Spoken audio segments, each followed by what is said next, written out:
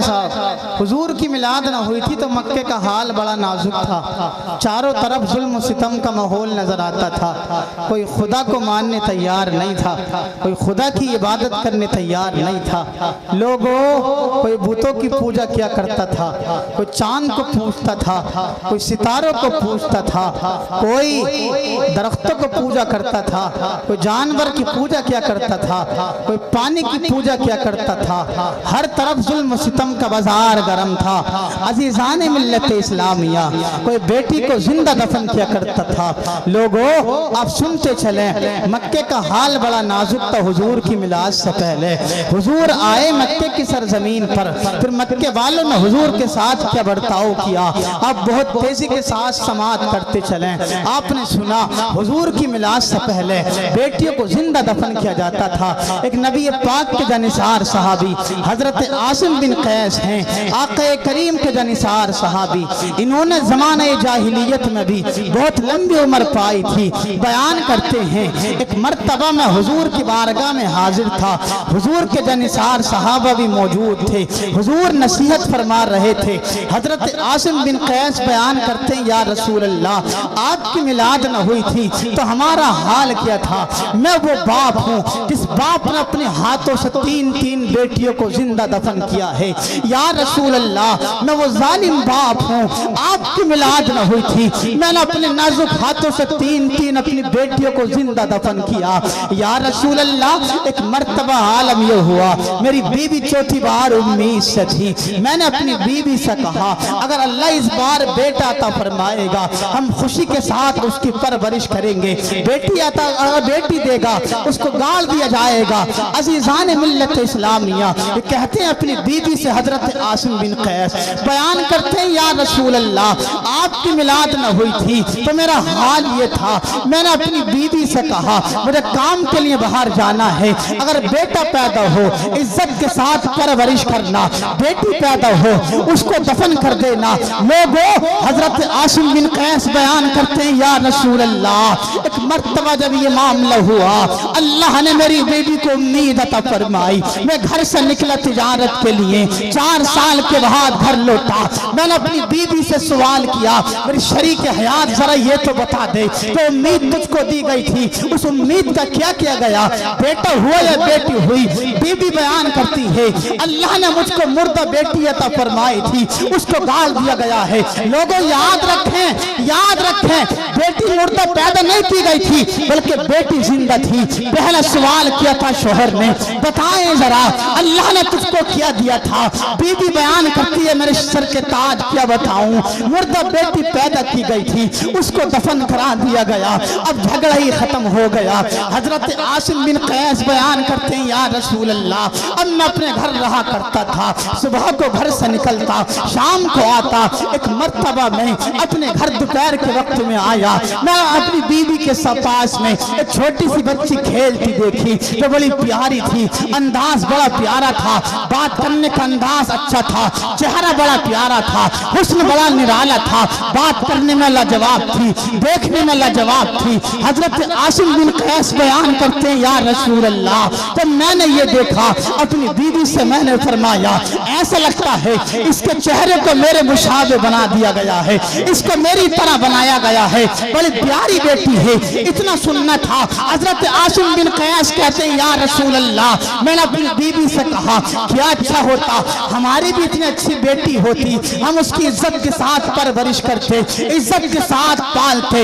इतना सुनना था। हजरत आसिम बिन कैस की अहलिया बयान करती हैं, वो मेरे सर के ताज में तुम्हें क्या बताऊं, मुबारक हो अगर तुम्हारी भी यही बेटी होती इस तरह की कि तुम उसको पालते। हजरत आसिम बिन कैस ने कहा था हाँ जरूर पालता। हजरत आसिम बिन कैस की बीवी बयान करती हैं, मैं मेरे सर के ताज मामला ये है, ये बेटी किसी और की नहीं है बल्कि बेटी ये तुम्हारा ही नुक्सा है। वजह ये है मेरी मोहब्बत है और तुम्हारी भी मोहब्बत। सुभान अल्लाह माशाअल्लाह माशाअल्लाह।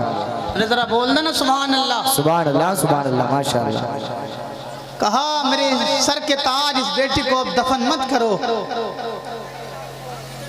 मेरी और आपकी मोहब्बत की निशानी बाकी रखी जाएगी।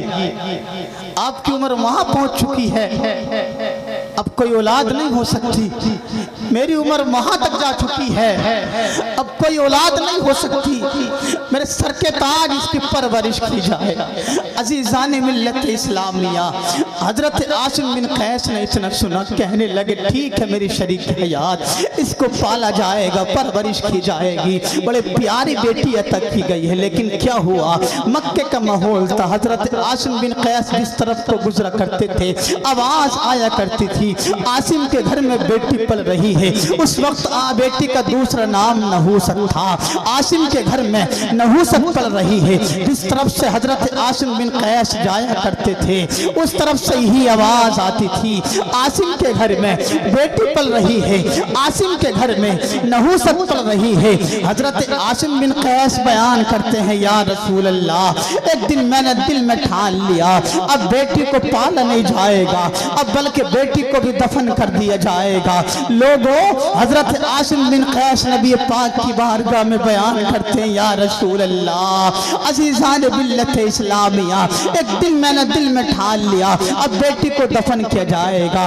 रात की तारीकी छाई, हजरत आसिम बिन कैस अपनी अहलिया से बोले, मेरे शरीक हयात तू तो जानती है ना, जितना हक तेरा इस पर है उतना ही मेरे ऊपर भी इसका हक है, इसलिए एक रात मेरे पास सोने की मोहलत दे दी जाए। अजीज़ान मिल्लत इस्लामिया, बीबी तैयार हुई, रात की तारीकी छाई, हजरत आसिम बिन कैस अपनी बेटी को लेकर अपने पास सोने लगे। जब बीबी की आंखों में नींद आई, बीबी आराम करने लगी, हजरत आसिम बिन कैस है अपनी बेटी को उठाकर जंगल की तरफ लेकर चल दिए, तेज तेज दौड़कर जा रहे थे। अजीज़ान मिल्लत इस्लामिया, ठोकर लगी, जमीन पर गिरे। हजरत आसिम बिन कैस की बेटी की आंख खुली, बेटी की आंख खुलनी थी, पुकार पुकार कर कहने लगी, मेरी बाबा मेरा क्या मामला है, रात की तारीकी में मुझे कहाँ लेकर जा रहे हो, मेरी अम्मी कहाँ है, अम्मी चोट लग गई है, तकलीफ हो रही है, बाबा रात की तारीकी में मुझे कहाँ छोड़ कर आओगे। बाबा कोई जवाब नहीं देते, बेटी बार बार फरियाद कर रही थी, बाबा मुझे कहाँ लेकर जा रहे हो, लेकिन बाबा कोई जवाब नहीं देता। बेटी ने फिर कहा था, मेरे बाबा जान जरा ये तो बता दो मुझे कहाँ लेकर जा रहे हो, बाबा कोई जवाब नहीं देता। बाप ने अपनी बेटी को गोद में लिया, वहां पहुंचा जहां दफन करना था, अपने हाथ से गड्ढा खोदना शुरू किया। जब बाप गड्ढा खोद रहा था तो बेटी बार बार पुकार कर कह रही थी, मेरे बाबा जरा ये तो बता दो गड्ढा किसके लिए खोदा जा रहा है, लेकिन याद रखें बाबा कोई जवाब नहीं देता। बेटी ने फिर कहा था, बाप जरा ये तो बता दो गड्ढा किसके लिए खोदा जा रहा है, लेकिन बाप कोई जवाब नहीं देते। बेटी ने फिर कहा था, बाप जरा बता दो इस गड्ढे को किसके लिए खोदा जा रहा है, बाप कोई जवाब नहीं देता। अरे जरा सोचो तो सही, जिस बाप के लिए अल्लाह ने बेटी को सुकून बनाया, उसी बेटी को बाप जिंदा दफन करने के लिए तैयार है। आप जानते हैं बाप पर कितनी भी परेशानी आ जाए, घर से बाहर रहे, बाप आए, परेशानी का आलम हो, बेटी के चेहरे का दीदार कर ले, अल्लाह बाप की सारी परेशानी को दूर फरमा दिया। सुभान अल्लाह, सुभान अल्लाह, माशाअल्लाह, माशाअल्लाह, सुभान अल्लाह, सुभान अल्लाह। जी, अल्लाह ने बेटी को बाप के लिए सुकून बनाया।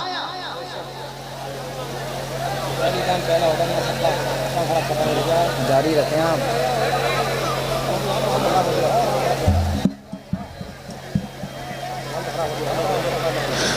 लोगों, अल्लाह ने बेटी को बाप का सुकून बनाया, गड्ढा खोदा, बाप ने बेटी को गड्ढे में डाला।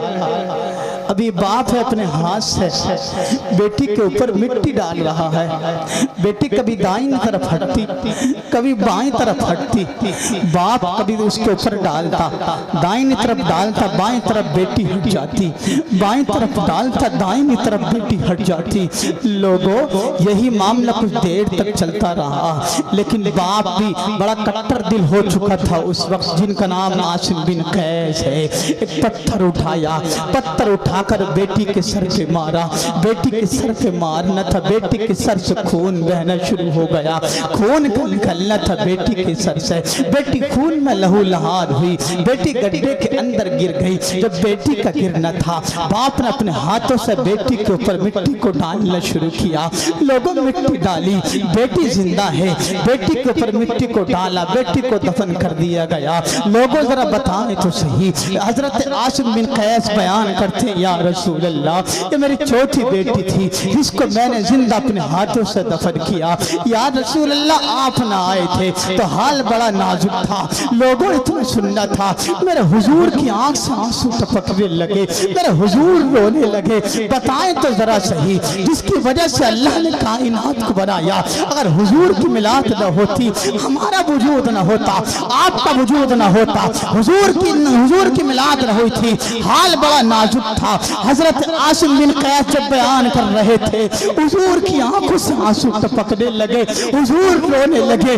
मेरे हुजूर ने फरमाया, आसिम बिन कैस, जब तक मैं नहीं आया था तुमने चांद की पूजा की, सितारों की पूजा की, सूरज की पूजा की, जानवर की पूजा की, दरख्तों की पूजा की, दरिया की पूजा की। तुमने जो किया वो किया, बेटी को जिंदा दफन किया। तुमने खुदा को नहीं माना, शिर्क किया, तुमने खुदा का नाम नहीं लिया। हुजूर फरमाते, आसिम बिन कैस, तुमने जो किया वो किया। अब बेटी को गाड़ा नहीं जाएगा, बल्कि बेटी को अब सीने से लगा लिया जाएगा। अल्लाह ने बेटी की हिफाजत के लिए अब मुझ मोहम्मद को बाप बनाकर भेज दिया है। अब बेटी गाड़ी नहीं जाएगी, बल्कि बेटी को सीने से लगा लिया। सुभान अल्लाह, नारे तकबीर, नारे रिसालत, मजहबे इस्लाम, पैगंबरे इस्लाम, मसलके आला हजरत, फैजाने आला हजरत, जिंदाबाद जिंदाबाद, माशाअल्लाह माशाअल्लाह, सुभान अल्लाह सुभान अल्लाह। लोग हुजूर आए मक्के की सरजमीन पर। अब जानते हैं बाप का साया तो पहले ही उठ चुका था। दुनिया में आए माँ का साया खत्म, कुछ दिन गुजरे दादा का साया खत्म, कुछ दिन और गुजरे चाचा का साया खत्म। चाचा का विसाल हुआ। मक्के वालों ने मेरे हुजूर को बड़ा सताया। बस आखिरी तारीख मेरी सुन लें, दिल को बहुत सुकून मिलेगा। हुजूर ने कितनी मेहनत की है हमारे और आपके लिए, इस्लाम कितना मेहनत के साथ यहाँ तक पहुँचा। मक्के वालों ने हुजूर को बड़ा सताया। हुजूर की बात मानने तैयार नहीं थे। हुजूर जिससे कहते थे इस्लाम कबूल कर लो, लेकिन कोई बात मानने तैयार नहीं था। एक जालिम था अबू जहल, वो तो कहता था लोगों इनकी बात न सुनना, अगर तुम इनकी बात सुनोगे अपने बाप दादा का तुम दीन छोड़ दोगे। याद रखें लोगों, हुजूर ने बड़ी मेहनत की है। हुजूर मक्के की सरजमीन पर रहे, लेकिन हुजूर की बात मानने कोई तैयार नहीं था। चारों तरफ से आवाज आती थी, वो तो जादूगर है, वो तो दीवाना हो चुका है, अपने आप को नबी कहलाने का दावा करता। लोगों मक्के का हाल बड़ा नाजुक था। कोई आक़ा करीम की बात मानने तैयार नहीं था। जब मक्के में कोई बात मानने तैयार नहीं था, हुजूर ताइफ गए। किस लिए? इस्लाम की दावत देने के लिए। हुजूर ताइफ के बाजार पहुंचे, वहाँ के बड़े बड़े सरदारों को इस्लाम की दावत दी, लेकिन बड़े बड़े सरदार भी इस्लाम की बात मानने तैयार नहीं थे। जिसके पास हुजूर जाते थे, हुजूर की बात सुनने कोई तैयार नहीं हुआ करता था। कोई कुछ कहता था, कोई कुछ कहा करता था। लोगों कोई कुछ कहा करता था, कोई दीवाना कहता था, कोई मजनू कहता था, कोई जादूगर कहता था। लेकिन हुजूर की शान तो देख लें आप। हुजूर से लोग फरमाया, हुजूर से लोग कहते थे तुम हमारे शहर से निकल जाओ, तुम हमारे नौजवानों को बिगाड़ दोगे, तुम हमारे नौजवानों को खराब कर दोगे। लोगों मक्के के ताइफ के सरदारों ने अपने नौजवान लड़कों को हुक्म दिया, इस नौजवान को ताइफ जैसी बस्ती से बाहर निकाल दिया जाए। अगर ये ताइफ के अंदर रहेंगे हमारे नौजवान बिगड़ जाएंगे। अब जरा जहन करीब करना लोगों, क्या हुआ? ताइफ से हुजूर को निकाला गया। कैसे निकाला गया? आपके पीछे नौजवान लड़कों को छोड़ा गया। नौजवान लड़के आए, माहौल क्या था? जब हुजूर चला करते थे नौजवान लोफर आपके पत्थर मारा करते थे। आप अपना दाहिना कदम उठाते थे, उस पर पत्थर मारा करते थे, बायां कदम उठाते थे, उस पर पत्थर मारा करते थे। लोगों जरा बताएं तो सही, दायां पैर उठाया, लोगों ने पत्थर मारे, बायां पैर उठाया, पत्थर मारने शुरू किए। हाल ये हुआ, पैर से खून निकलना शुरू हो गया, पैर से खून निकला, आपका जिस्म लहू लहान हुआ। बताएं जरा, आपके जनिसार सहाबी ज़ैद बिन हारिसा हैं, बयान करते हैं मैं हुजूर के साथ था, ताइफ के नौजवान लोडे हाल ये क्या करते थे, हुजूर कदम उठाते पत्थर मारते, दूसरा कदम उठाते पत्थर मारते, हुजूर के कदमों से खून निकलना शुरू हो गया। ज़ैद बिन हारिसा बयान करते हैं जालिमों ने मुझ पर पत्थर बरसाए, मेरे बदन से खून निकला, सर से खून निकला, लेकिन आवाज आती थी या रसूल अल्लाह मैं अपनी जान दे सकता हूँ, लेकिन आपको तकलीफ पहुंचे ये गवारा नहीं। सुभान अल्लाह माशाअल्लाह माशाअल्लाह, जिंदाबाद जिंदाबाद, माशाअल्लाह माशाअल्लाह। जी लोगों, इस्लाम पला पलाया मिला हमें और आपको,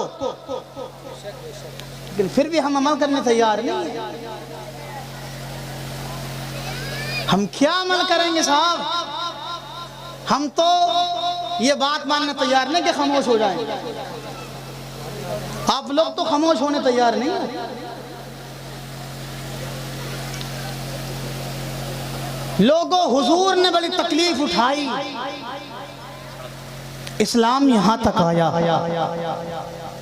बड़ी तकलीफ उठाने के बाद हुजूर ने बड़ी मेहनत की, इस्लाम की तबलीग करी। आज हम और आप हैं लोगों, इस्लाम पर चलने बिल्कुल तैयार हैं। और माहौल ये है आजकल लोगों का, इस्लाम को मिटाने की लोग कोशिश करते हैं, मुसलमान के लोग मिटाने की कोशिश करते हैं।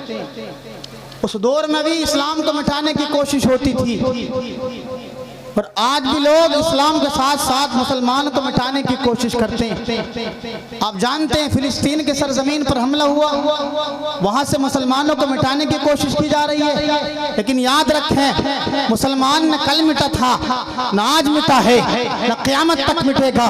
इस्लाम कल भी था, आज भी है, सुबह क़यामत तक रहेगा। ये इस्लाम है, था, रहेगा। हमले पहले भी होते थे, लोग इस्लाम के खिलाफ पहला बोला करते थे, आज भी बोलते हैं, बोलते रहेंगे। लेकिन किसी ने कहा था मिट गए हलक पे तलवार चलाने वाले, अब भी जिंदा हैं मोहम्मद के घराने वाले, क़यामत तक अली के लाल की पहचान बाकी है।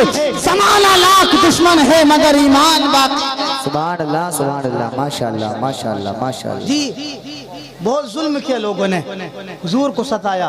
और सुने, एक सहाबी हैं आपके जिनका नाम है हजरत बिलाल, सुन लें भाई, हुजूर को बहुत सताया। आप नमाज पढ़ा करते थे ना, आपके सर पर कूड़ा डालना, आपके मकान में कूड़ा डालना, आपके घर में चूल्हा जलता था, हांडी पकती थी, उसमें आकर कुफार के मक्का के कुफार आपकी हांडी में कूड़ा डाला करते थे। बताएं जरा मुझे, रास्ते में कांटे बिछाना, आपके ऊपर ओझरियां डालना, कूड़ा आपके ऊपर डालना, लेकिन फिर भी हुजूर की शान थी। लोगों, हुजूर ने तकलीफ बर्दाश्त करने के बाद फिर भी लोगों को दुआओं से नवाजा, हुजूर ने दुआओं से नवाजा। हजरत बिलाल है एक नबी पाक के जानिसार सहाबी, ये हब्श के रहने वाले थे, आपको मालूम है। लोगों, इस्लाम लाए, हुजूर ने सीने से लगाया। ये उमैया के गुलाम थे हजरत बिलाल, जब इस्लाम लाए, हुजूर पर ईमान लाए, तो उमैया को पता चला कि मेरा गुलाम मेरे खिलाफ है, और उमैया बहुत इस्लाम का दुश्मन था। लोगों, हजरत बिलाल का माहौल है, ईमान लाए। उमैया ने कहा मेरा गुलाम है, मेरी बात मानेगा, लेकिन हजरत बिलाल कहते थे नहीं, अब मैं आक़े करीम का दीवाना हो चुका हूँ, अब मैं तेरी बात मानने तैयार नहीं हो सकता। उमैया कहता था अगर तुम मेरी बात न मानोगे इतनी सजा दी जाएगी आपको, अब खुद ही मेरे पास आ जाओगे। हजरत बिलाल कहते थे मैं तकलीफ तो बर्दाश्त कर सकता हूँ, लेकिन अपने नबी पाक का कलमे से इनकार नहीं कर सकता। लोगों, हुआ किया, हजरत बिलाल हबशी हैं, उमैया बिन खल्फ हुजूर के नबी पाक के जानिसार साहबी हजरत बिलाल को तकलीफ दिलवाया करता था। तब तपती हुए रेत हुआ करता था, सूरज की गर्मी हुई करती थी ऊपर से। नौजवान बेटों को भेजा जाता, लड़के आते, हजरत बिलाल के गले में रस्सी डालते, रस्सी डालने के बाद घसीटते हुए लेकर जाया करते थे। बताएं जरा मुझे, हजरत बिलाल के सीने पर पत्थर रखने के बाद में सूरज की गर्मी पड़ा करती थी, नीचे तपता हुआ रेत हुआ करता था, हजरत बिलाल को घसीटा जाता था। बताएं जरा मुझे, इस्लाम के लिए कितनी मेहनत की है नबी पाक के जनिसार सहाबी ने, हुजूर ने कितनी तकलीफ को बर्दाश्त किया, हुजूर के जनिसार सहाबा ने कितनी तकलीफ को बर्दाश्त किया। हजरत बिलाल को खींचा जाता था, तपता हुआ रेत होता था, सूरज की गर्मी हुआ करती थी, लेकिन हजरत बिलाल फिर भी कहा करते थे, हजरत बिलाल कहा करते थे, गुलामाने मोहम्मद जान देने से नहीं डरते, ये सर कट जाए या रह जाए कुछ परवाह नहीं करते। लोगों, इनके दिल में हुजूर को इतना प्यार आया, इतना प्यार आया, इस्लाम लाए, तकलीफ को बर्दाश्त किया, क्या मुद्दा मिला आप वो सुन लें। हुजूर की बारगाह में अर्ज करते हैं, या रसूल अल्लाह, हजरत बिलाल ने कहा, हुजूर जन्नत में सबसे पहले कौन जाएगा? हुजूर फरमाते हैं, मेरे जनिसार सहाबी, सबसे पहले जन्नत में तुमको दाखिल किया जाएगा। हजरत बिलाल कहते हैं, या रसूल अल्लाह, मैंने तो सुना है जन्नत में सबसे पहले आपको दाखिल किया जाएगा। हुजूर ने फरमाया, नहीं, आपको दाखिल किया जाएगा। हजरत बिलाल कहते हैं, या रसूल अल्लाह, आपको सिद्दीक से भी पहले। आक़ा करीम ने फरमाया, हाँ, सिद्दीक से पहले तुमको जन्नत में दाखिल किया जाएगा। सिद्दीक से पहले, उमर से पहले, उस्मान से पहले, अली से पहले, सबसे पहले तुमको जन्नत में दाखिल किया जाएगा।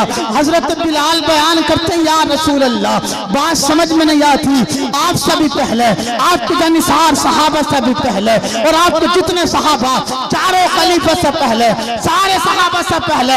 हुजूर फरमाते हैं, हबीब दावर ने इरशाद फरमाया, हाँ मेरे जनिसार सहाबी, तुम्हें सारे जनिसार सहाबा से पहले जन्नत में दाखिल किया जाएगा। अज़ीज़ान मिल्लत इस्लामिया, हजरत बिलाल बयान करते हैं, या रसूल अल्लाह, बात समझ में नहीं आती, आपको क्यों दाखिल नहीं किया जाएगा? हुजूर फरमाते हैं, जनिसार सहाबा परेशान हाल होने की जरूरत नहीं है, दिल थोड़ा करने की जरूरत नहीं है। वजह इसकी ये है कि सवारी पर सवार होकर मुझको जन्नत में दाखिल किया जाएगा, उस सवारी की लगाम तुम्हारे हाथ में दे दी जाएगी। मैं खादिम में मखदूम बनकर जाऊंगा, तुम खादिम बनकर जाओगे। सुभान अल्लाह, नारे तकबीर, नारे रिसालत, मसलके आला हजरत अहमद मुस्तफ़ा कॉन्फ्रेंस जिंदाबाद जिंदाबाद। लोगों, हुजूर से मोहब्बत कीजिए।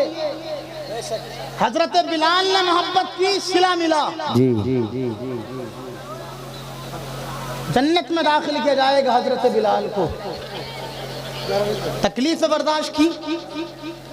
लोगों, मैं आपसे गुजारिश करूंगा, इस्लाम के लिए बड़ी तकलीफ़ों को उठाया गया, आपसे मुअद्दबाना गुजारिश है, आप हजरात नमाजों की पाबंदी करें, रोज़े रखें रमज़ान के मुक़द्दस महीने में, और बुरे कामों से बचें। आप चाहें तो सुकून के साथ में यहाँ बैठे रहें, अल्लाह आपको ज़रूर जज़ाए खैर अता फरमाएगा। मेरे साथ सारा मजमा पढ़ लें, ला इलाहा इल्लल्लाह मुहम्मद